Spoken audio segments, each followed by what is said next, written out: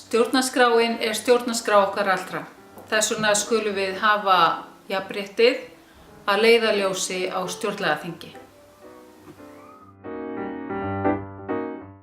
Við þurfum líka að tryggja að það sé borin virðing fyrir öllum einstaklingum og þá reynir á að það sé rými fyrir þá sem skera sig úr.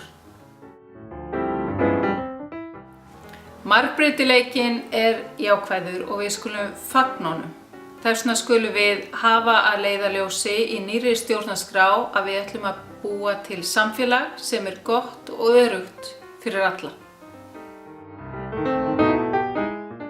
Ég heiti Arnfríður Guðmundsdóttir og ég býð mig fram til stjórnlagaþings.